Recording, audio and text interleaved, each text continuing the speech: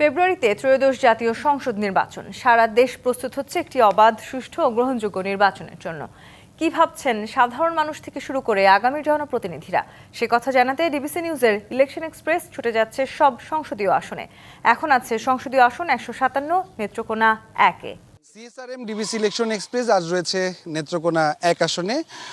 মহারশী, সোমেশ্বরী এবং কংস নদীর উপর অবস্থিত কলমাকান্দা এবং দুর্গাপুর, এই দুটি উপজেলা নিয়ে মূলত এই নেত্রকোনা ১ আসন। ১৫টি ইউনিয়ন এবং একটি পৌরসভায় প্রায় এখানকার যে ভোটার রয়েছেন, পুরুষ ভোটারের সংখ্যাই বেশি।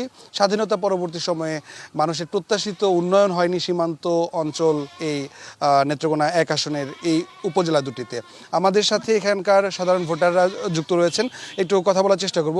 আসলে দীর্ঘ সময়ও কেন প্রত্যাশিত যে পরিবর্তন, প্রত্যাশিত যে উন্নয়ন, সেটা করা সম্ভব হয়নি? এটার জন্য তো আমরা সর্বপ্রথম পতিত সরকারকেই দায়ী করবো। ওনাদের যে ব্যাপক দুর্নীতি আপনারা সবাই জানেন, সারা বাংলাদেশের মানুষ জানে, সারা বিশ্ব জানে। তার পরবর্তীতে যে বিষয়টা বলবো, যে এখানে মানু মজুমদার সর্বশেষ যে এমপি, বা তার আগে ২০১৮ সালে যে নির্বাচিত হয়েছিলেন, ওই এমপির নাম ছিল মানু মজুমদার। ওনার বাড়ি ছিল কিশোরগঞ্জে। তো উনি ওইখানে ওই ৫ গাঁয়ে একটা বাড়ি করে ওইখানে তাইকাই উনি ওনার এমপিকে এটা চালাইছেন। তো এই অঞ্চলের মানুষ না হয় যদি এই অঞ্চলের এমপি হয়, তো এই অঞ্চলের দরদটা কতটুকু বুঝবে, আমি এটাও একটা বিরাট কারণ মনে করতেছি আর কি। শিক্ষা ও স্বাস্থ্য খাতে খুব বেশি একটা উন্নয়ন হয়নি আপনাদের এই সীমান্ত এলাকাতে। এই উন্নয়নের জন্য আসলে আপনারা পরবর্তীতে যে সরকার হবে, জনপ্রতিনিধি হবে, তার কাছে কি প্রত্যাশা করেন? আসলে আমাদের এই দুর্গাপুর কলমাকান্দায় স্বাধীনতা পরবর্তী সময় আজ পর্যন্ত কাঙ্ক্ষিত একজন যোগ্য নেতা পাওয়া যায় নাই। তো বর্তমানে যিনি বিএনপি মনোনীত প্রার্থী আছেন, ব্যারিস্টার কায়সার কামাল, উনি সর্বজন শ্রদ্ধেয় এবং গ্রহণযোগ্য ব্যক্তি।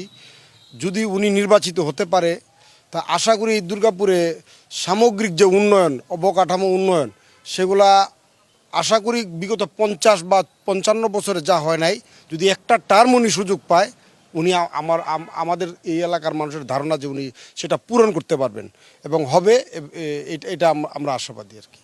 স্বাধীনতার পরে দীর্ঘ সময় আসলে শিক্ষা খাতে তেমন উন্নয়ন হয়নি এবং সীমান্তবর্তী একটি এলাকা, এই এলাকাতে পর্যটন সমৃদ্ধ এবং পর্যটনের অপার সম্ভাবনা রয়েছে, কেন বিকশিত হয়নি?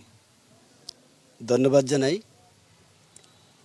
আসলে আমরা অত্যন্ত অবহেলিত একটি জনপদে বসবাস করি বলা যায়, যেহেতু আমাদের পরবর্তী যে দেশ, সেই কাঁটাতার ঘেঁষা আমাদের এই